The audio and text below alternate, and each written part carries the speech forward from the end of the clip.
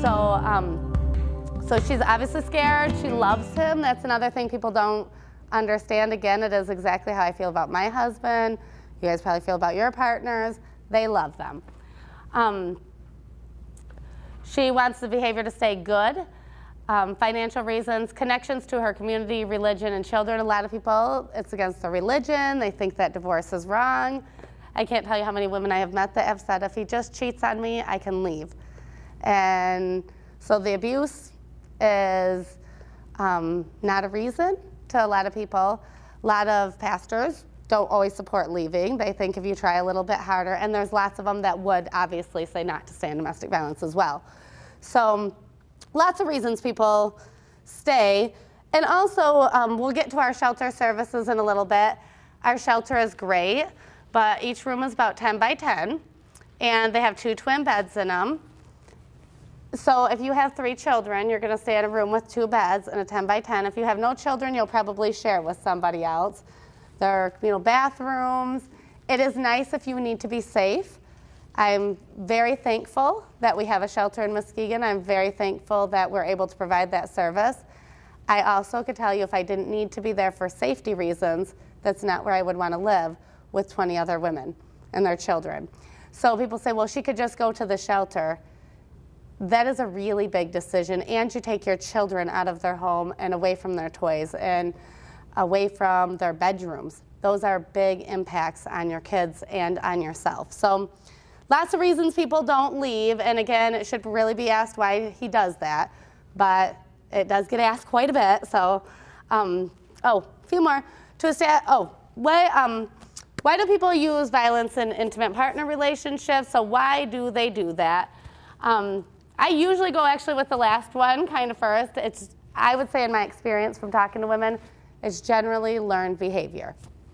So, but they also, they get away with it. Obviously we're getting a little tougher on domestic violence laws over the last 40 years. We've made some, that's really good. But there isn't a whole lot. Like I said, they're definitely gonna end up generally with their children because they're the fathers too. They also, they generally don't, you go to jail for the night or whatever and you generally get out and don't have to go back. So there's not a lot of reason to not, and to some degree. Years ago I was at a training for domestic violence, and there was a batterers intervention person there, and he asked the room, is it wrong to hit your wife if you want to get the dishes done? So of course the room's like, yeah. And he said, but if she does them, is it not effective? And his point was because that is how they've a lot of times learned it's accepted in maybe their environment and their culture. A lot of violence in society.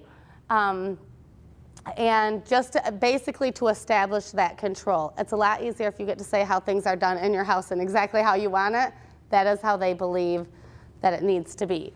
So that is why they do that. And again, when you even think of batters, I would say, we also had a supervised visitation program at one time, so we worked with a lot of batters. I would say they're also probably at one time, a good portion of them have been victims themselves, like in childhood or witnessed it. So they are hurting, and it is learned behavior. However, obviously highly unacceptable. Does not justify it, it just gives a reason. And again, I touched on this earlier, but one thing to think about is, again, under the legal definition, one act of violence is going to fit the definition of domestic violence. Our movement and our agency, we will certainly serve people if there's one time, because that could, maybe they got out right away. That's great. It could be turning into a pattern. So it's not that we wouldn't help somebody with that, but when we think of domestic violence, it is a pattern of behavior. It is not the one time, lots of times people will say, well, they just flew off the handle for a minute. They lost it for a minute.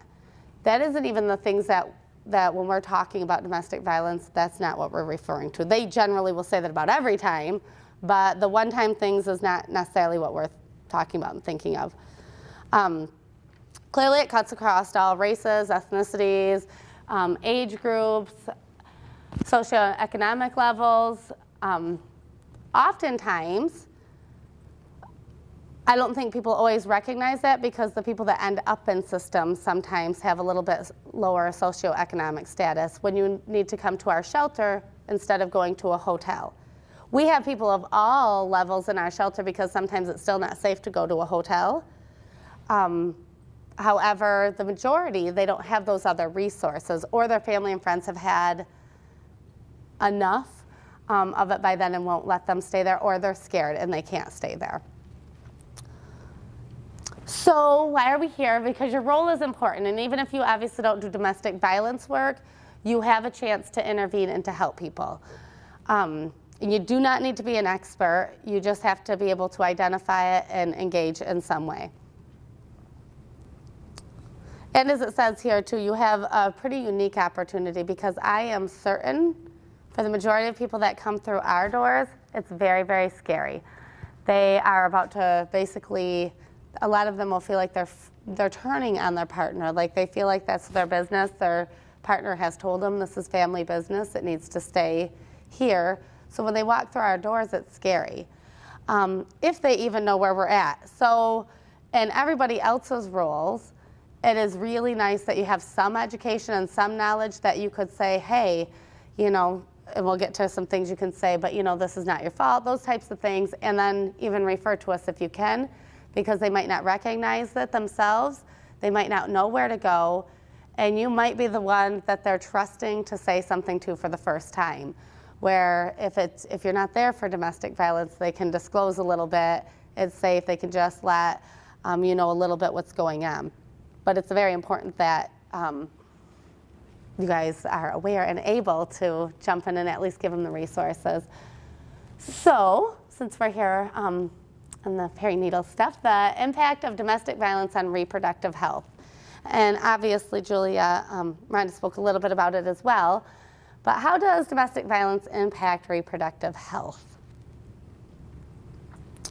We know that they did a study in 5 family planning clinics, and 53% of the people surveyed reported domestic violence and sexual assault. We know that boys and girls who experience sexual dating violence are more likely to initiate sex before age 11, have sexual intercourse with 4 or more people, and use alcohol or drugs before sex.